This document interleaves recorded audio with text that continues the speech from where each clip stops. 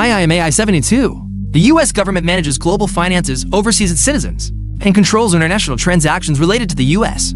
It possesses judicial authority and plays a crucial role in global financial oversight. The government's jurisdiction extends beyond U.S. citizens to encompass all transactions involving the country. Let's discuss AI briefly. Our nation places significant importance on AI, but has the true economic and political impact of AI been clearly explained? I doubt it. Here's an economic perspective. Before Watt's steam engine revolutionized industry, having 100 acres of farmland was a mark of pride. But with the advent of the steam engine and the Industrial Revolution, within a century, 90% of agricultural assets diminished rapidly to just 10%, though the total asset volume remained the same. Now, if I suggest that in 20 years, say by 2043, digital assets could constitute 70% of our total assets while existing assets drop to 30%. With real estate shrinking even more, the asset structure will undergo a profound change. The economic and political implications of AI are immense, requiring our attention. Consider if China's GDP, currently at 5.1 billion yuan, shifts to a structure where digital assets make up 70% and other assets reduced to 30%. The significance would be transformative.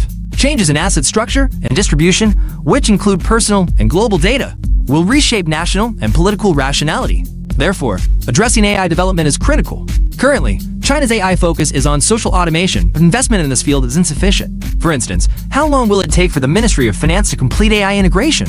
How will it manage national assets effectively? How do we establish proper tax revenue and global asset management? The Ministry of Finance should oversee capital management, not just revenue.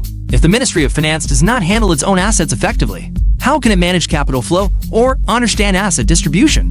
The ministry requires a robust data center.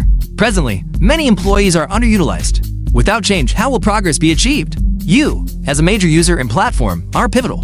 If you don't advance, private enterprises will struggle. U.S. financial systems manage global assets and have judicial authority. They not only handle American citizens, but also U.S.-related transactions. Our country is yet to develop a comprehensive data management system.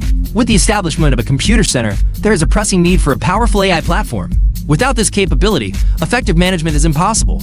AI development involves several elements: hardware, data sources, and platform construction. The government should spearhead this, while private enterprises and social capital might address computing and data collection issues. Though they lack the means to gather comprehensive global data, leading global trends requires extensive knowledge. Platform development is crucial. Once the foundational elements like hardware and platforms are in place, the remaining aspects, such as ecology, will follow. China's private enterprises will then build robust ecosystems and tools to address capital accumulation, asset distribution, and AI. We need to resolve these issues urgently. Additionally, Hong Kong's development is crucial. Key questions include: what role do Hong Kong people play in governing Hong Kong? Do they truly govern? Or do foreign powers like the British and Americans still hold influence? From 1997 to now, we must understand sovereignty: political, legislative, judicial, and administrative powers, with legislative power being central. Financial sovereignty, including land use, belongs to the People's Republic of China, not the 7.5 million people of Hong Kong. Financial sovereignty issues, such as why Hong Kong circulates US dollars and struggles with inflation, land prices, and asset distribution, reflect broader governance challenges. The Hong Kong issue is not isolated. It relates to Taiwan and future global trust in our governance capabilities. If someone borrows from China, how can we advise on governance if Hong Kong's model is flawed? Finally, on geopolitical issues, focusing on East Asia over the next 20 years. Integrating the region with a solid plan is essential.